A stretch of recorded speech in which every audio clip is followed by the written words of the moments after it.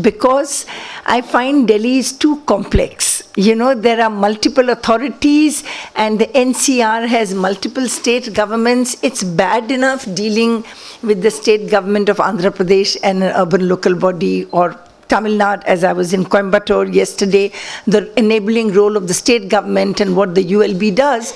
But when you are in the capital city, where you have Government of India, you have, parastatals, you have Delhi government, and it requires much greater understanding before you leap into it. So even though I have been repeatedly asked by many people that, why don't you study NCR in Delhi, I have been saying, not ready for it.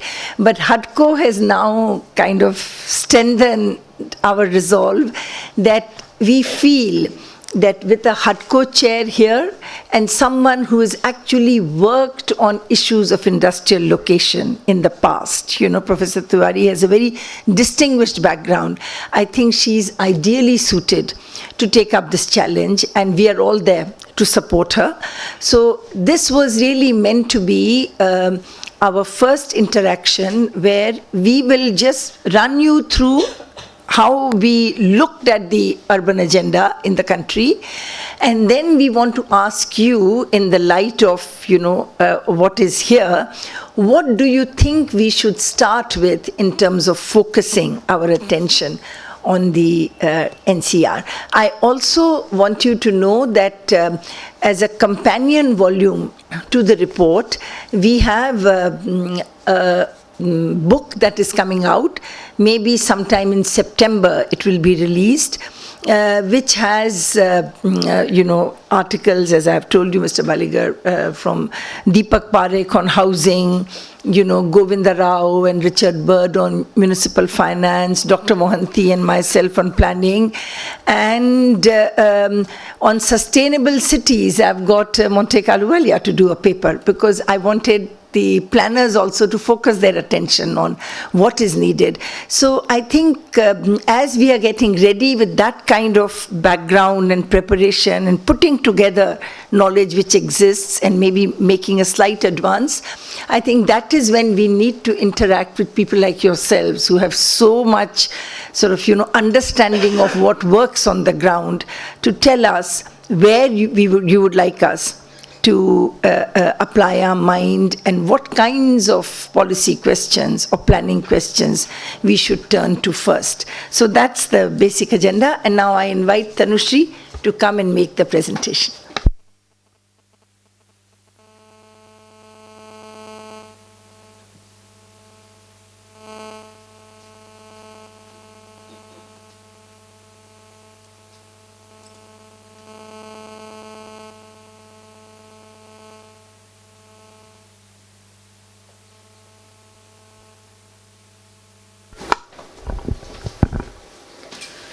Thank you, ma'am. I'm Tanushree. I'm a member of the urban team here at ICSHR.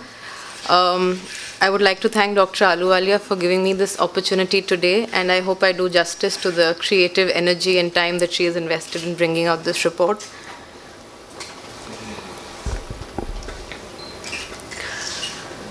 "31% of India's population is urbanized as per Census 2011. This rate is much lower than other countries at a similar stage of development, with 45% in Indonesia, 48% in China, 78% in Mexico, and 87% in Brazil. Moving on to the states, here we have a group of the top 5 most urbanized states of the country. Karnataka at 38.6%, and Delhi at the top, well, a city state, with 97.5% of its total population being urban.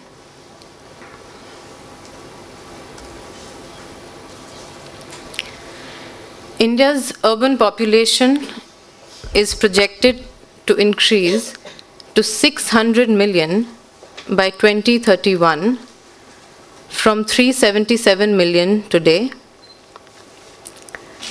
the number of metropolitan cities with population over 1 million or 10 lakh is projected to increase to 87 by 2031 from 53 today.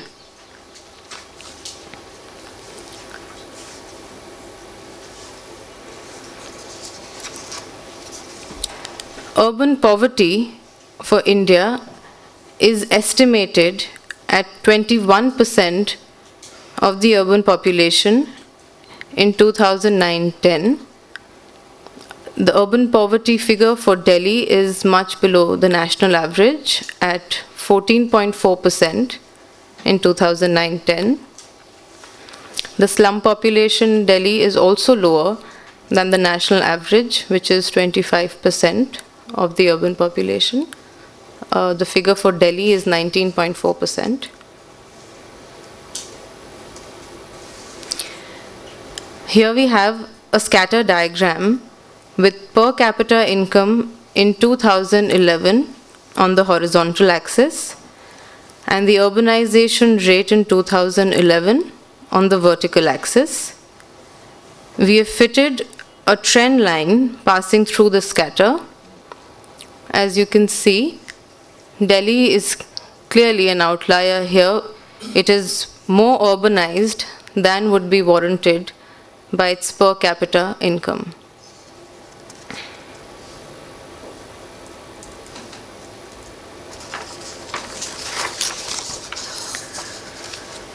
Here we have presented the growth rates of GDP for India and Delhi for the period of 2004-5 to 2011-12.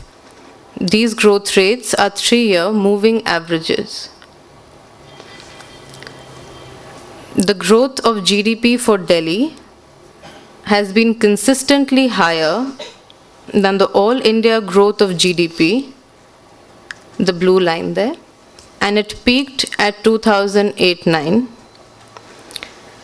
Post the global financial crisis of 2008-9, the all India growth of GDP has slowed down, but the decline in growth rate is less pronounced for Delhi. Between 2010-11 to 2011-12, as the growth rate of GDP stabilizes for India, that for Delhi witnesses a marginal decline.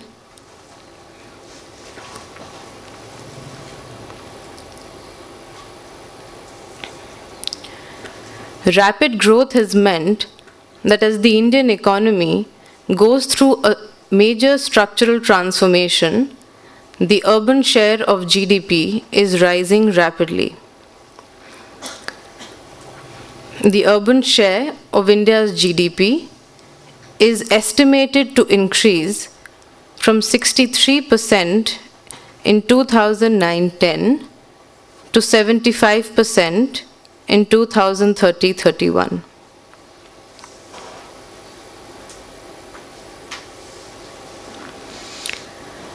The pressure of rural-urban migration will increase with the increasing role of industry and services sector in growth, and with more labor-absorbing growth resulting from increasing integration with the world economy. Many cities will experience peripheral expansion, with smaller municipalities and large villages surrounding the core city becoming part of the metropolitan area. In the figure here, you will see that up to 2001, the rural-urban migration has contributed to about 20% to the growth of urban population. The census 2011 figures are still awaited on this one.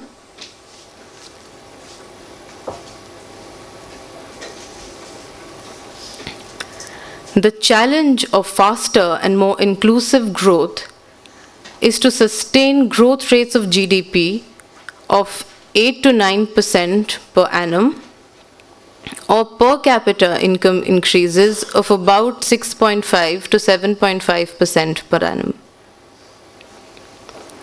faster GDP growth has to come from industry and services, since agriculture at best can grow at 4 to 4.5% per annum.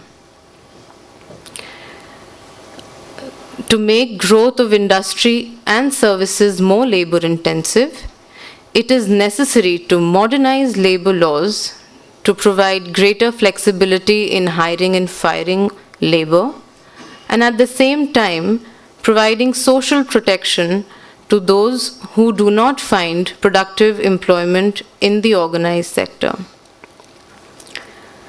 So the fortunes of the rural sector are crucially linked to the manner in which growth in industrial and services sector unfolds.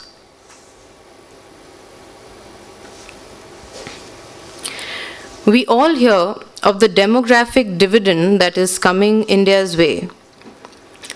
While China and Brazil will witness a decline in their working age population from 2010 and 2020 onwards respectively, India's working population will continue to increase till about 2040 and then decline slightly after that.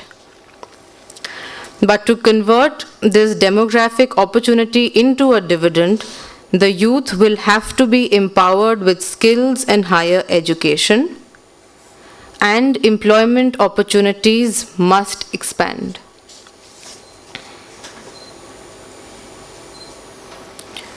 What are the implications for urban development then? There is a need for most cities to act as engines of growth for providing agglomeration economies, and also that investment climate is as much about ease of living as it is about ease of doing business. But the ground reality is that the cities and towns of India are visibly deficient in the quality of services they provide, and that the current state of service delivery is far short of what is needed to realize the economic potential of urban areas.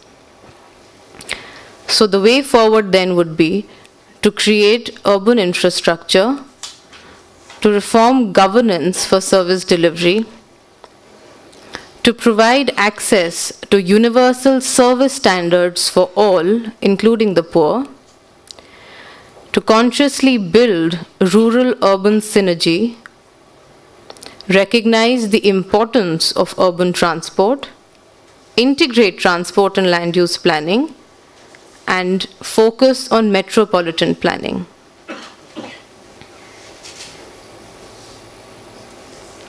So these are the service standards which have been prescribed by the Ministry of Urban Development. I'm sure you're all very well aware with this. Moving on, the HPEC prepared estimates of investment requirements for urban infrastructure for the period 2012 to 2031. The total investment requirement is estimated at rupees 39.2 lakh crore at 2009-10 prices to bridge the urban infrastructure deficit. Here we've separated the major sectors which contribute to about 34.2 lakh crore, and these major sectors include urban roads, where the investment requirement is 17.3 lakh crore, urban transport, water supply, sewerage, stormwater drains, traffic infrastructure, solid waste management, and street lighting.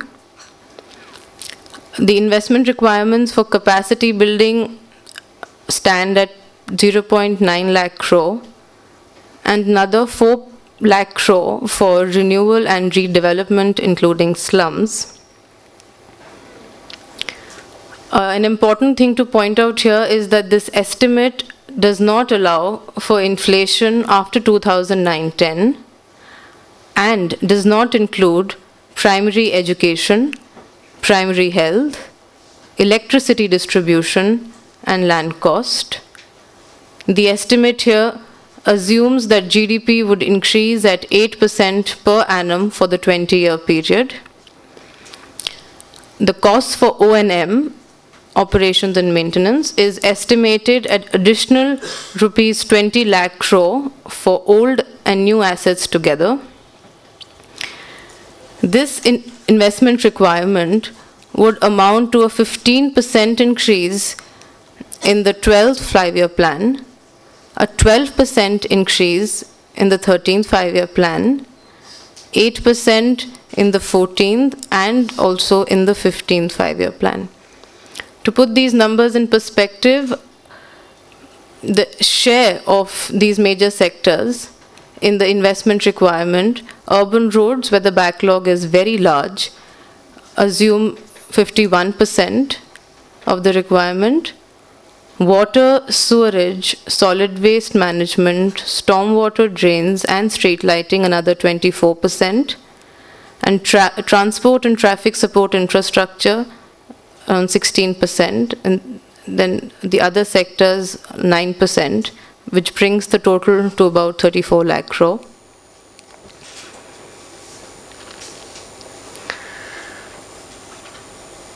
The investment requirements for urban infrastructure are large, but they are financeable if the Government of India scales up funding for urban development to 0.25% of GDP per year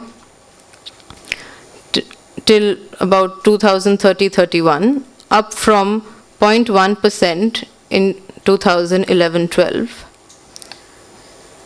The ULBs will have to aggressively push the reform agenda to increase their own revenues from 0.5% of GDP in 2011-12 to about 1.5% per year up to 2030-31. Access to capital markets and PPP can be made possible by working on a revenue model that makes the ULBs creditworthy and market-worthy.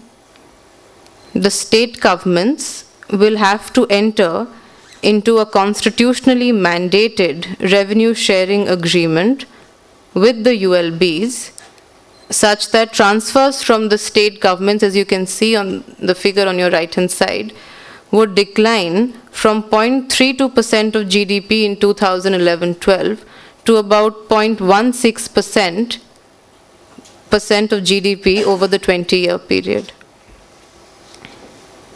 But own revenue. Own revenue, yes. That's yes. The own revenue will have to increase from 0.5 to 1.5 over the 20-year period.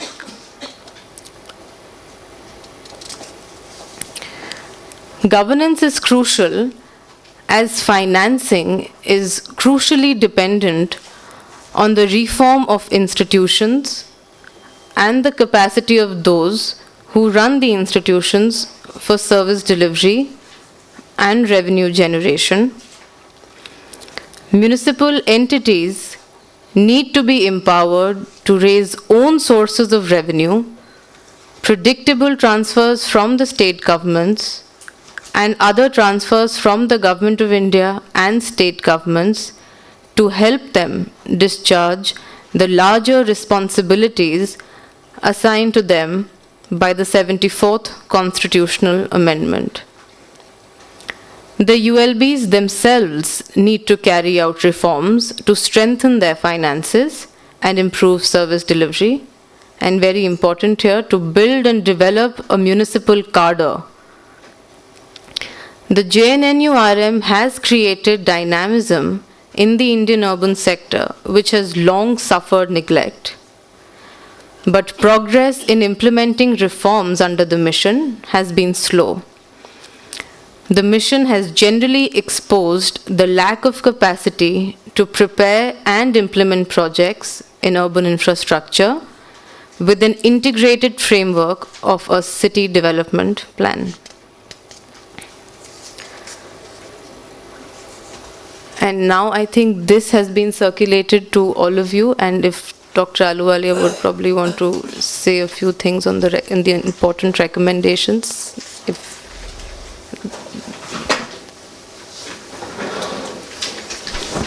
The handout has been circulated and there's not much point in my just going over the handout, but let me just tell you what the thinking was. The thinking is that when you make an estimate of the investment and you're talking about the urban local bodies' ability to finance these investments, then you need to look at the total expenditure, revenue and capital expenditure of urban local bodies. And Mr. Baligar has already referred to what HUDCO is doing in Gwalior and Ajmer. That's basically what we were pointing to, because at the time when we were completing this report, Mr. Naveen Kumar, who was Urban Development Secretary, he pointed out to us that it's no good saying that, yes, you need this much by investment and you need to generate O&M and all that, when in fact people, those who are running urban local bodies don't even have funding to pay the salaries of their people. And in many cases, they don't have people, no question of salary. So you have really capacity and you have finances so broken down that you need to, one, ensure that they have more ownership of their revenue. That's where the devolution. And I have actually since then made this presentation both to the previous finance minister and to this finance minister. And our constant request whenever we get a chance to speak to the finance establishment is to say that when you do, we know that GST is on the cards. Whenever you do GST, just ensure that a small part, a tiny part goes to the third tier. If you really want the constitutional mandate to be respected. And I think today there is that, I get the sense that there is appreciation for that need. So one is the own revenue, where instead of state government transfers, no, it's not necessary. I think all these people are very familiar with what I'm talking about. So what they're saying is that state level transfers should go down, but they should come in the form of own revenue, which is predictable, guaranteed transfers from the state governments to the urban local bodies. So sorry? Punjab has done it through an act. Have they? I see. And are they respecting it? Are they actually devolving? One of our loans has been paid through that account. Escrow. You see, escrows work limited, but I can't, tell me. Madam, I think, no, Punjab model is different. What they have done is, they have levied the tax, but I think 15% is transferred to them. Sir, the token. Token. I think in Maharashtra they have done better. They have, after abolishing the octroi, they have now introduced LBT, local body tax, and it is collected and utilized at the local body level. I think that model is much better. In fact, LBT, I studied in Navi Mumbai. And I found that out of the 10 sample towns from different parts of the country, Navi Mumbai is having 6% of city GDP as municipal finance, in the kitty of municipal finance. Why? Because of this LBT. They are having this substitute of octroi, which is giving them substantial funds. So all other towns I found, including Bangalore, are having less than 1% of city income as municipal budget. Which study is this of 10 sample cities? This study, I have a copy, I'll give you. Oh, that's very, very useful. This study I did 2 years back. Okay. And what I found that there's enormous potential within the city, which needs to be tapped. Punjab, to my recollection and understanding, what they've done is, this entry tax, which is actually octroi by the back door. They have done it through an enactment. They say divert 15% of it through an escrow. That may be, but this entry tax is hugely distortionary. Yes, ma'am. That problem is there. Some accountability is required, and that's being tended to. And it's really slowed down. It's fragmented the market within, the state. That problem is there, ma'am. Transparency issues are there, but if that is plugged, a lot of money can be diverted. No, it's not just transparency, it's also efficiency Yeah, of collection. mobility. Yeah, exactly. Efficiency of mobility. So, what we have said in the report also is that you should look for a non-octroi type tax, you know. And another area which is probably not, I mean, it's been talked about in the report, but in the last couple of years, we actually have examples where states are using it for urban local bodies, is the unlocking of land value. You know, your impact fee, betterment charges, and the southern states are doing much more. So I think that is another area. Which is, so this is the automatic guaranteed route that we said, and the other is go for land use and transport integrated planning, and as you put in infrastructure or you have change of land use and land value appreciates, you tap into that. And then of course when you want to build major infrastructure project, then you have the impact fee, and you know there are, earlier on there were many international examples, now we are, you know, examples are emerging within our own country. I'm sure HUDCO has good case studies on that, unlocking land value. Which are the states where you think that they are best using this? To some extent, Andhra Pradesh. Andhra Yeah, Pradesh is yeah, doing, maybe yeah. Maharashtra and Karnataka to some extent. Yeah. Now there I have one other question, which is on this FSI. You know, in the National Capital Region, now you've had these major changes, but are we pricing it? I don't mind changes if you're going to say that, you know, we are going to raise the FSI, but then it must be priced in a fair manner. I think, madam, they are doing it in a barter